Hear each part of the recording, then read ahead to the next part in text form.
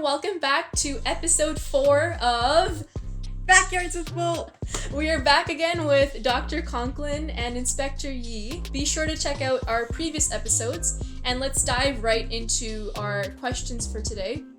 The first question that we want to ask is, what practices and policies already exist in relation to the matter of women's safety? From the Vancouver Police Department aspect of it, we have a women's personal safety team for workshops that we offer. And again, these are offered to the community free of charge. It's a group of volunteer police women who teach concepts and theory about personal safety and what to do in situations of unavoidable violence. Go to the Vancouver Police Department website, and on that website, along the right-hand side of that web page, if you go halfway down, you will see the logo there. You click that logo and it'll give you a schedule of all of the upcoming events. This year, however, very peculiar times with COVID and everything, is very limited workshops being put on. We're hoping that later on in the year, we'll be able to put on more workshops. And these workshops are open to women from 16 and up. The City of Vancouver has an initiative going on right now. It started in 2018, and it is scheduled for till 2028. And it's called Vancouver, a City for All Women. It's the Women's Equity Strategy, again, 2018 to 2028. This is specifically taking action to increase women's safety and affordable housing, impact of childcare shortages on women's economic participation in the economy. And this is a 10-year strategy that is being put forward to consult, and the emerging themes that have come out of this initiative is they're going to be looking at applying an intersectional lens to the city's strategies and plans. They're going to be looking at addressing safety, including violence against women, accessible quality daycare, safe and affordable housing, women's leadership and representation within the city's workforce. So they're going to be looking at where the gaps are there and how to improve on that. So that is the big overall arching umbrella strategy that the City of Vancouver is putting forward. In regards to safety, their goal is that all women in the City of Vancouver are going to feel secure and free from crime and violence, including sex assaults. Their objective by 2025 is to have women that their sense of safety will increase by at least 10%. And the strategy that they're going to employ to accomplish their objective is to provide education, awareness, partnership, collaboration, and policy and data. Some of the initiatives that they accomplished was the City of Vancouver in this working group joined the UN's Women's Global Flagship Initiative called Safe Cities and Safe Public Places, and to conduct a scoping study on women's safety. The ID community partners and are going to collaborate with them on annual public campaigns to raise awareness on violence against women. So I would be looking for those campaigns in this next coming year.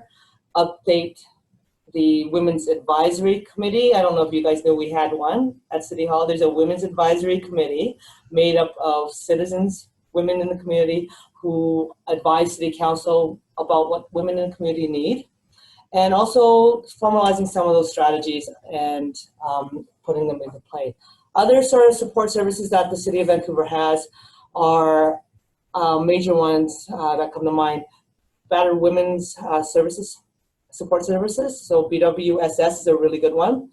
Ending Violence Association of BC.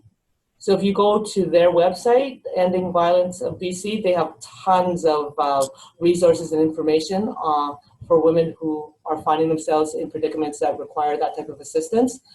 BC Housing's Women's Safe Home Program is another great program that we have in place. The YWCA has a lot of programs that can be given to women looking for resources. The City of Vancouver also has a Victim Services program. Again, those phone numbers are readily available when you Google the name. And ISIS of BC, I don't know if you've heard of them, the Immigration Services Society. They're a great group of people. They help, it's Immigrant Support Services, and what they do is that they help immigrant women. It's a peer support group to navigate the systems for housing, for police assistance, for continued education, childcare issues. So that's another really, really good group to get in touch with. And then last but not least, Mosaic puts on a multicultural victim services also. So those are just some of the programs amongst a multitude that are in existence. That's incredible that there are so many existing programs and initiatives. It's really admirable to see all of these community leaders like taking these steps, and it's really important. So thank you for sharing that, Inspector Yi. I think from, I guess, a campus perspective, there are regular spots where you can call an emergency number. So, if you don't have your cell phone or you run out of, battery, there are these sort of regular towers where you can call the local campus police for help. And I believe they even have a little free shuttle that will stop in various places. This might help people if they have maybe a disability and need to be safe to get home after being in the lab, maybe very late at night or whatnot. I know in places I've lived, and I can't say about Vancouver, so I'm interested in Inspector Yi on this, but sometimes transportation, like bus services, will run free midnight buses for women, or they will allow you to stop between the official stops. So I think TTC did this in Toronto. So if you are on a night bus and you've come home late from whatever, from work or partying or what have you, and your home is perhaps, or your stop is perhaps between two official stops, you can tell the bus driver that you need to be dropped off at a specific location. And that's was implemented to try to help improve women's safety so that they don't have to walk excessive blocks just to get home, because often bus stops aren't always too close together. So those were kind of more things I was thinking about from the campus point of view. And this COVID Women's Initiative website that's been put together that does list all of the services that Inspector Yi has mentioned, bar a few of them, but BC Housing and things. And then there's obviously some services specific to Indigenous people, so Indigenous women, transition homes and things like that. So it sounds like there's actually a lot of information in different places. So hopefully a few can be kind of put together on your Bolt safety website and app to kind of help people navigate that, because there's quite a lot, as you say, which is Absolutely great. And I mean, I think that's one of the reasons that we are asking for so many collaborations with Bolt, because we know that there are so many people doing fantastic work, and Bolt is really about bringing all those together in one place and have it be accessible, so that even with our safe hubs, the whole idea behind it is to have everything in one place, so that even if you don't know what you're looking for, you know where to find it and you can get where you need to get from there. So yeah, thank you for bringing that up. So we talked a bit about this earlier, but to what degree do you think that socioeconomic status relates to one's feeling of safety and security? My understanding of some of the literature, at least from kind of a health perspective, which does highlight the safety piece, is often individuals who live in neighborhoods that are very deprived materially, in terms of very poor housing or dilapidated housing, not having city services that are kept up for them or even available. So, a police department not being in your neighborhood or anywhere near your neighborhood, for example, a lot of graffiti and broken windows, all of that contributes to individuals from those neighborhoods not feeling safe in those neighborhoods, and that reinforces the lack of social cohesion. So the less social cohesion you have, the more these sort of types of things happen, higher crime, and then that just perpetuates more of that sense of lack of security. So it becomes a bit of a vicious cycle, but neighborhoods that are very materially deprived do have higher perceived sense of insecurity, from what I understand from the literature. So really it's about making sure that all neighborhoods in many ways have a minimum level of resources, really, and ideally relatively equal amounts of resources. So, urban design plays into that, and city decisions around where they allocate resources play into that. And the more resources one neighborhood has, the more they get more, right? So it becomes a bit of a vicious circle sometimes. Absolutely. Actually, it's interesting you bring that up because I know that when you come home from school, you do try and make sure like you're going through like the safer neighborhoods. If I'm going home, like I would go down a road that's like well lit so that I know where I'm going, and I would go through probably like a public place instead of somewhere that's there's not a lot of people, because like if I'm going at like 6 or 7 p.m. like in wintertime, it's like already dark outside.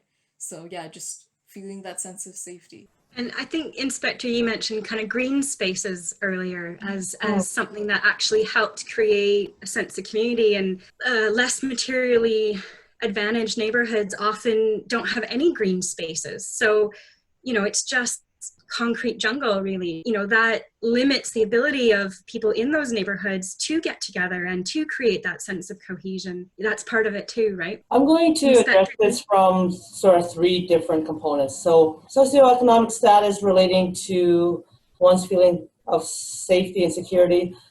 If we're looking at it from a strictly property aspect, yes, homes, cars, where the neighborhoods are more affluent, the access to security systems are greater. They have better security systems, whether that's electronic or actual physical security. People driving around, gated communities, well lit, well groomed areas. So you find that from a socioeconomic point of view, in that aspect, yes, the greater it is, the greater the visual perception of safety there is there. When it comes to environment, the closer knit the community is, the more cohesion that there is. Then socioeconomic factor doesn't play into as much, we found, within the neighborhoods that we police and interact with. And again, that is regardless of socioeconomic background or cultural background. The people that live there, if they take ownership of it, then with all those factors that we talked about before, the sense of security goes up. What's interesting is that when it comes to the individual, and this is again through our experience with the people that we've talked to, through the investigations that we've done, socioeconomic status doesn't play a huge part in a woman's individual sense of safety. A woman on the west side of Vancouver who lives in Dunbar has the same sense of lack of safety as a woman in the east side of Vancouver when it comes to their perceived ability to take care of themselves and what the threats are. The threats of walking alone in a dark street, the threats of a violent domestic partner, the threats of not knowing what to do if someone is following them or breaking into their house, that's the same, which is ironic. So from a very humanistic, basic, primal point of view, socioeconomic status, from my experience, doesn't seem to play a lot into it. The super wealthy have the same fears of their own personal well-being, insecurities about that, as someone who is not as privileged economically or educationally. So, just building off of what you said, Inspector, is that if you're in a neighborhood that is able to afford like better security systems, it doesn't mean that the threat to people's safety is necessarily gone down. Like, just because there's someone that is well educated and has like the cushiest job doesn't mean that they are safe. It's really interesting where our ideas of safety come from, and perceived safety that you talked about, Dr. Conklin. When our parents or when our friends and teachers at school, like when they talk about safety, like what are we really talking about? Like, are we talking about the people that are around us, or are we talking about this image of what safety and lack of safety is? And it can be very false and misconstrued. Thank you for that discussion. That was wonderful, and a lot of important things to think about, and thank you for talking about all that. That brings us to the end of this episode of Backyards with Bolt.